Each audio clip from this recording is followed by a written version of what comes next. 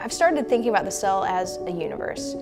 It's basically a small universe, and we've been studying our universe for such a long time, and there's still very little that we know about it. It's the same case for the cell. The more answers we get, the more questions we have. And there's just so many things inside the cell, molecules and proteins and DNA. And so really just trying to understand, first of all, what's in there, how are those different parts interacting, and what is the purpose? Now is the time to integrate all the data that we have together at the molecular, cellular levels to create an atomic resolution model of the human cell.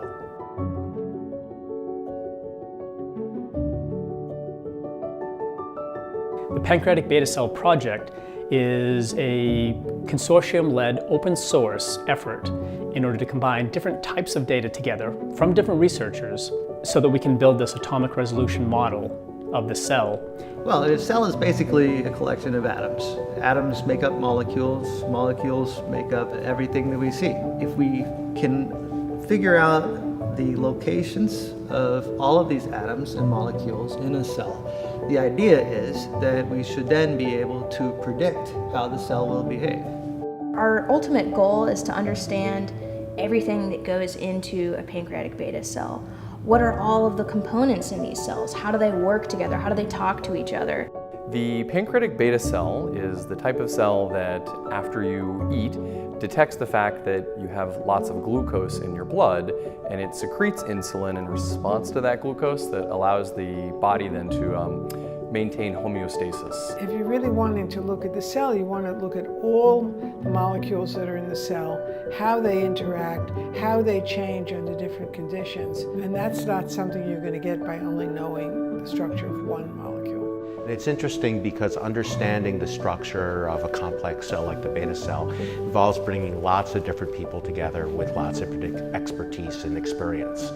The Pancreatic Beta Cell Project is basically a dream team of scientists who have come together to try and figure out as much as possible about how a pancreatic beta cell works and why does it do what it does. This is an opportunity to really dig down and try to understand and characterize all the various functions and compartments within a particular cell type, and an important cell type. The modeling of the cell, as far as I can tell, is the ultimate modeling problem.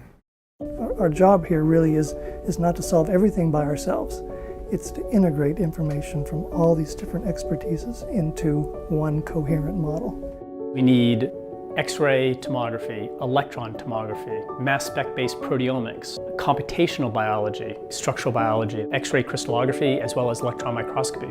It should be multidisciplinary because there are so many unsolved problems that if you want to progress, you must attack it from many directions.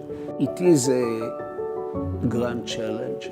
Collaboration is really important because everyone has their own perspectives. Everyone has different levels of expertises, and it's necessary to have all these different perspectives to answer that question.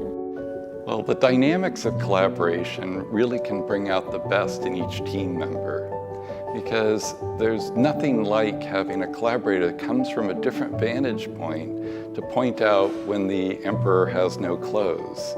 I mean, the thing that impresses me most as a member of this consortium and the project is to learn how much I don't know about the beta cell and how much isn't known about the beta cell. If we can create a realistic, predictive pancreatic beta cell model, it opens up all sorts of avenues for drug discovery. We could find new targets or find new ways to combine existing drugs to be more effective. Basically, we're using the pancreatic beta cell as a prototype cell to test our framework for modeling whole cells and complex biological systems. We will be able to do experiments in the computer that we can't do any other way. I would argue that there are no interesting problems left within a single discipline. So where are the complex problems and where are the wicked hard problems to solve? And it turns out they're at the intersection of different disciplines. I believe that when we look back in time, 10 or 20 years from now, what we're going to see is this period of science is going to be known as the integration and convergence period of science. It's when we combine everything together, and we're right at the very beginning of that now. So now is the time for us to model the human cell. You know, these things sounded like science fiction 10 years ago, but they don't seem like it anymore.